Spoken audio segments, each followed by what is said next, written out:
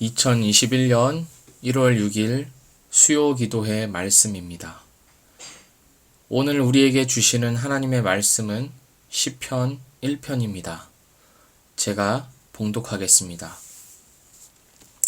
복 있는 사람은 악인들의 꾀를 따르지 아니하며 죄인들의 길에 서지 아니하며 오만한 자들의 자리에 앉지 아니하고 오직 여호와의 율법을 즐거워하여 그의 율법을 주야로 묵상하는도다.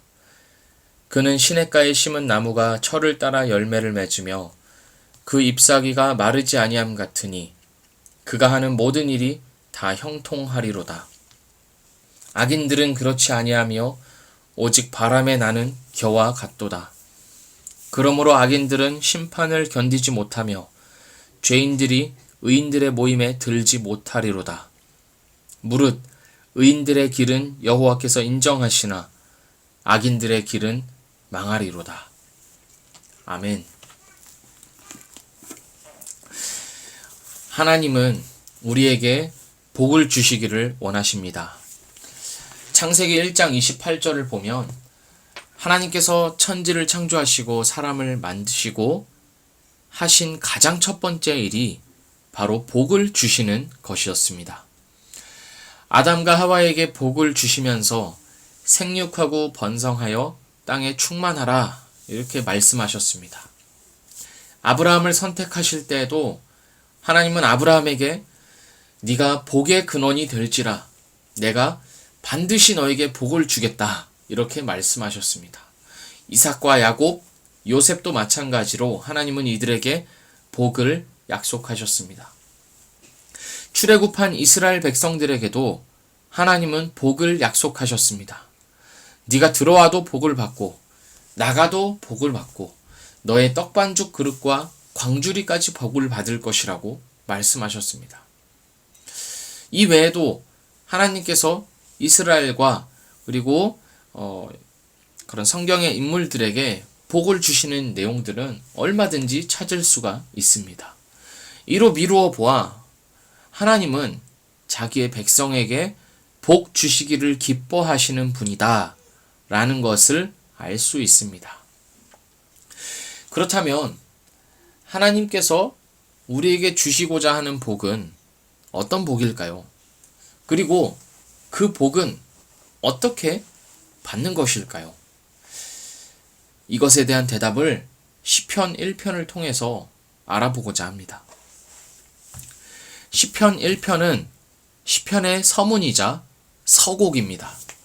시편 전체의 주제를 압축해서 말하고 있습니다. 이 주제가 무엇이냐면 바로 복입니다. 복 있는 사람은 어떤 사람이냐, 그리고 그렇지 않은 사람은 어떤 사람이냐라는 것을 말하고 있습니다. 시편 1편은 복 있는 사람이 어떤 사람인가 라는 것을 말하기 전에 어떤 사람이 복이 있는 사람이 아닌가부터 말합니다.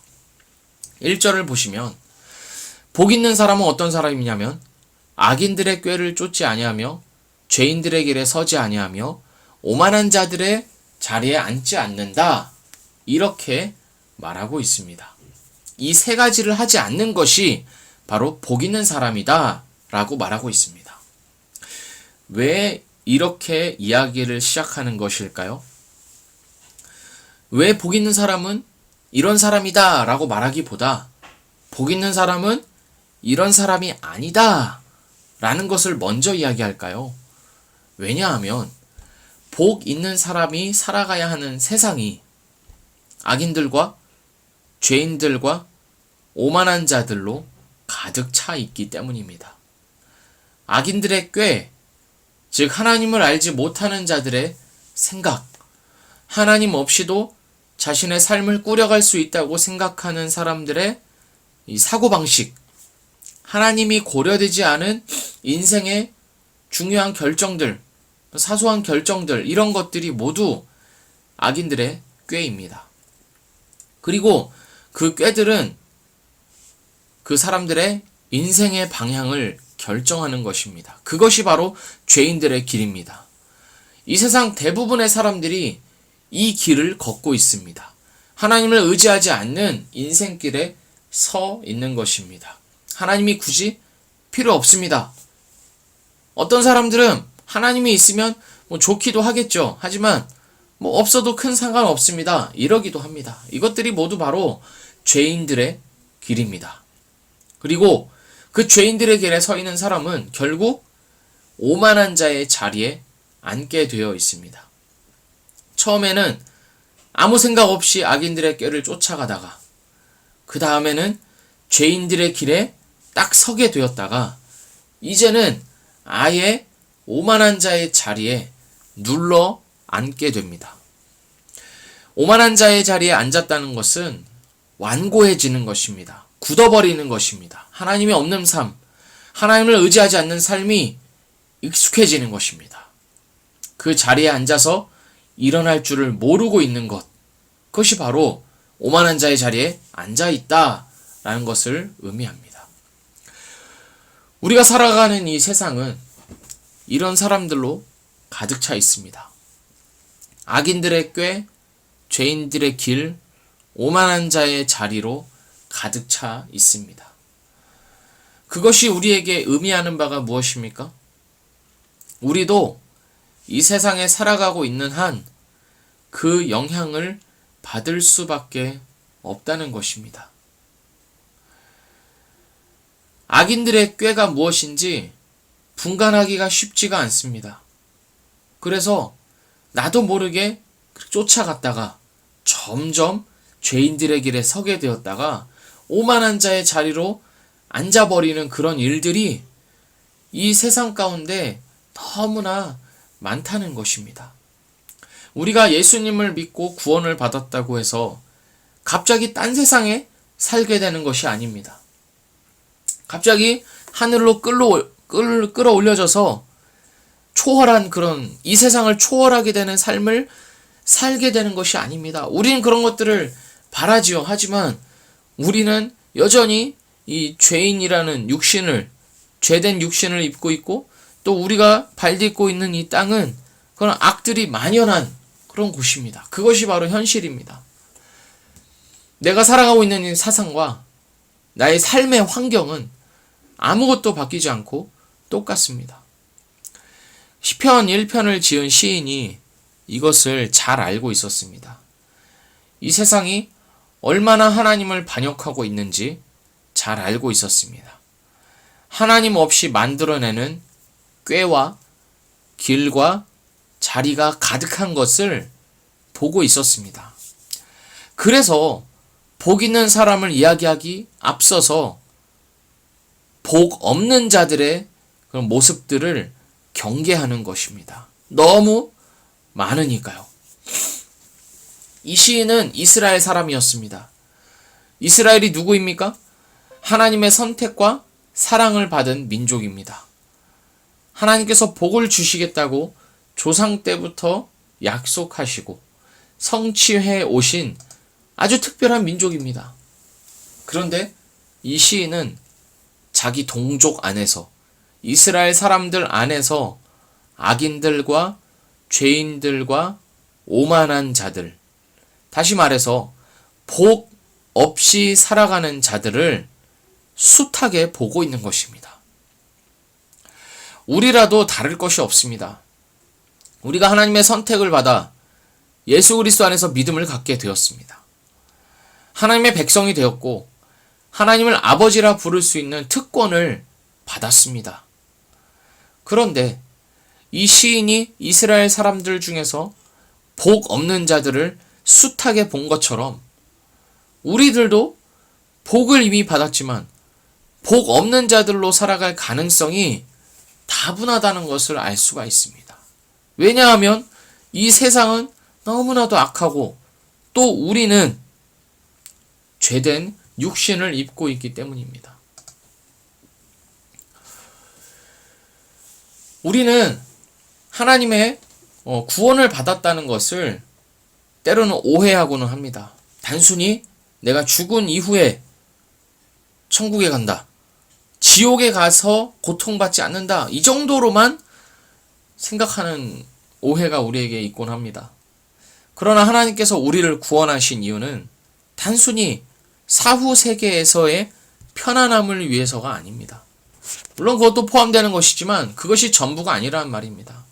지옥의 고통을 받지 않는 것, 그것이 우리의 삶의 목적이 된다면 지금 우리가 살아가고 있는 이 삶은 그저 버티고 그 고통 중에 견디고 버티는 것밖에 남는 것이 없습니다. 그것이 전부가 아니란 말씀입니다. 하나님은 우리를 분명히 구원하셨지만 그 구원은 끝난 것이 아닙니다. 하나님은 그 구원을 지금도 이루어가고 계십니다. 우리의 구원은 완성되지 않았다는 것입니다. 진흙탕에서 뒹굴고 있던 사람을 끄집어내기만 하면 다 된 것일까요?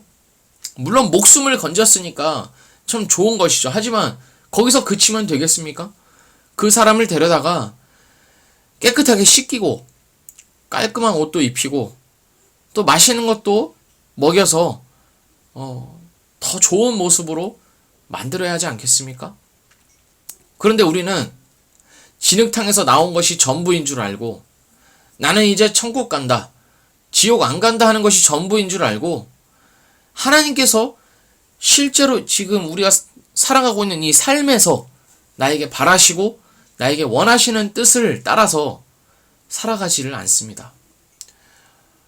복 없는 자들로 가득한 이 세상을 따라서 우리도 똑같은 모습으로 살아가고는 합니다. 나의 생각과 나의 계획과 어떤 나의 원하는 바를 따라서 살아갈 때가 우리에게 더 많습니다. 하나님께서 우리를 구원하시는 것에는 나의 노력과 공로와 책임이 하나도 없습니다. 우리는 100% 하나님의 은혜로 구원받은 것이 맞습니다. 그러나 하나님께서 구원하신 자의 책임이 있습니다. 하나님께서 나에게 만들어 가고자 하시는 그 하나님의 형상대로, 하나님이 원하시는 그 그림대로 만들어져 가야 할 책임이 나에게 있습니다.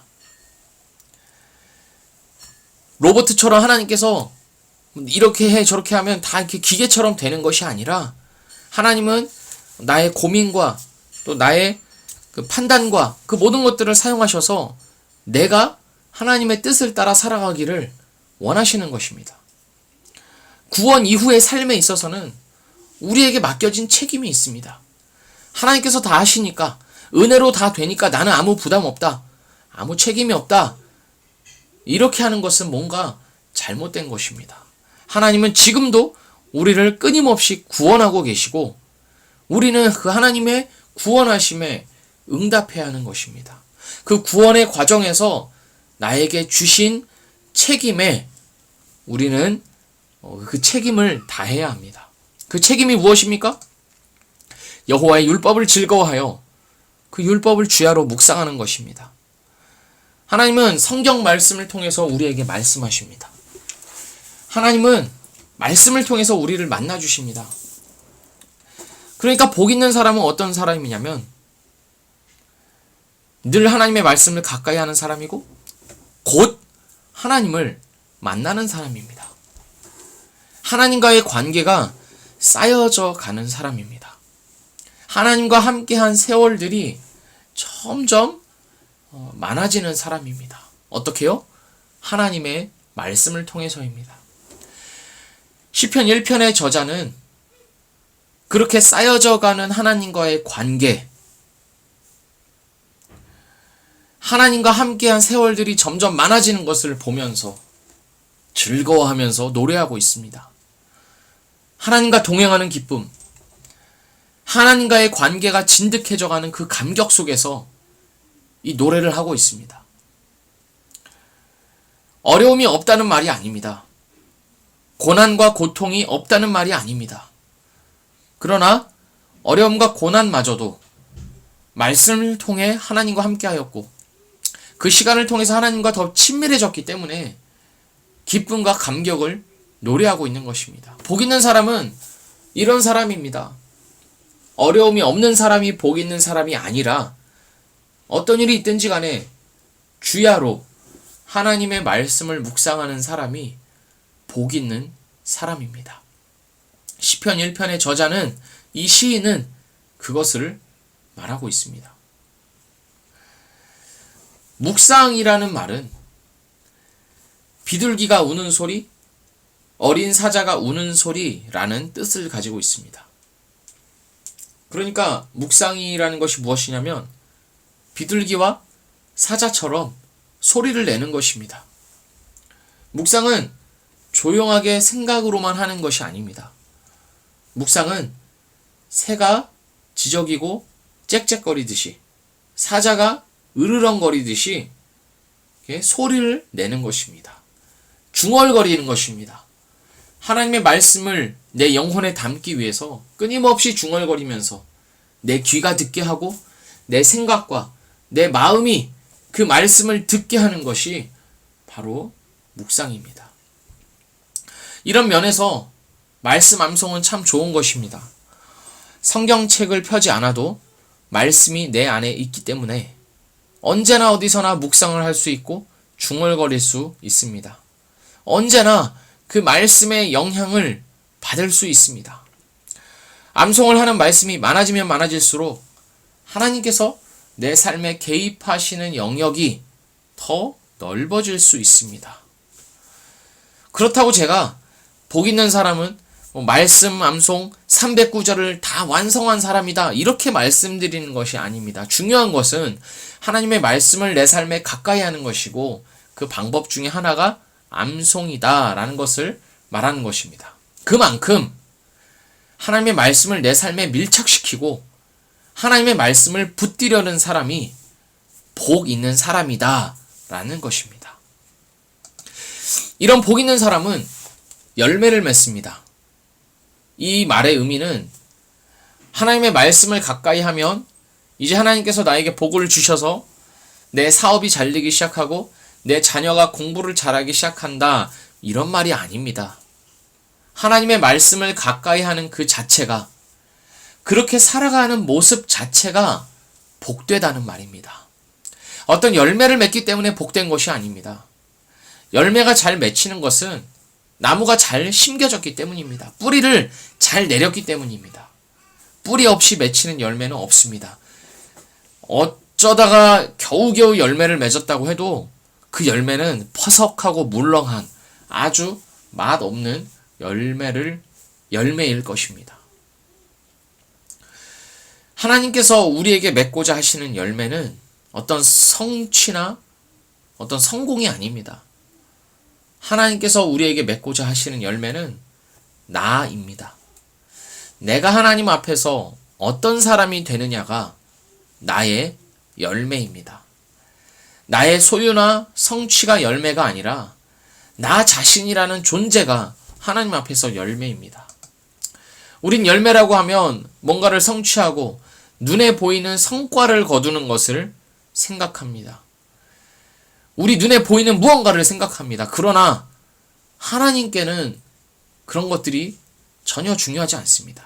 하나님께 중요한 것은 나라는 존재입니다.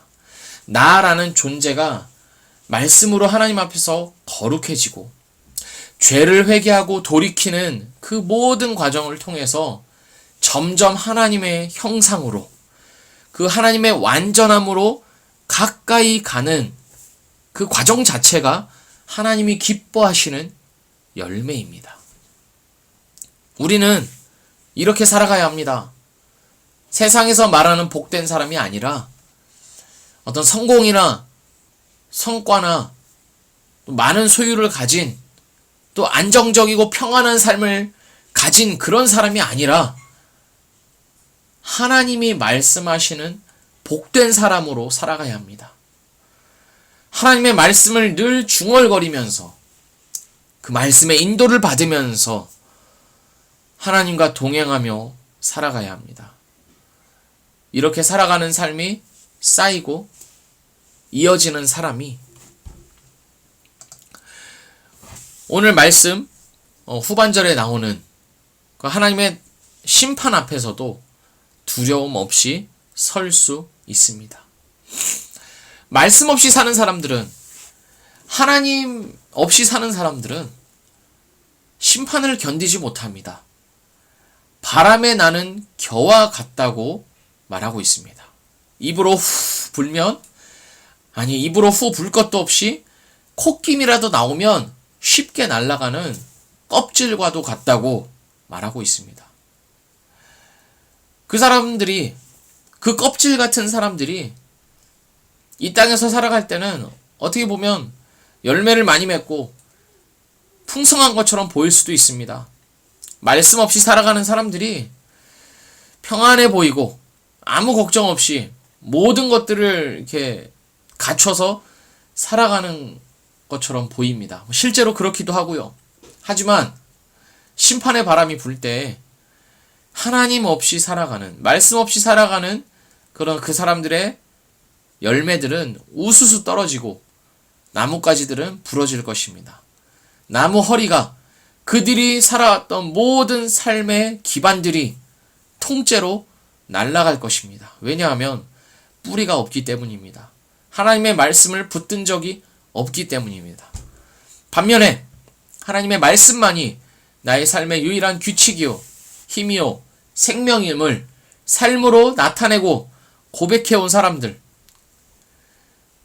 오늘 시편 말씀에서 말하는 복 있는 사람들은 심판날에 오히려 즐거워할 것입니다. 이 땅에 사는 동안 나와 함께 하시고 나에게 말씀하셨던 그 하나님이 심판날에도 나에게 말씀하시고 나를 하나님 품에 안아주실 것입니다. 우리는 모두 나무입니다. 하나님께서 예수 그리스도라는 시냇가에 우리를 심어주셨습니다. 진흙탕에서 썩어져 가고 있던 우리를 생명샘에 심어주셨습니다. 우리가 할 것은 힘껏 뿌리를 내리는 일입니다. 하나님의 말씀으로 우리의 생각과 마음과 삶과 행동과 습관 모든 것들을 맞추어 가야 합니다. 늘 중얼거려야 합니다. 강박관념처럼 중얼거리는 것이 아니라 이것이 나에게 생명을 주고 힘을 주기에 즐거움으로 늘 중얼거리면서 묵상하는 것입니다.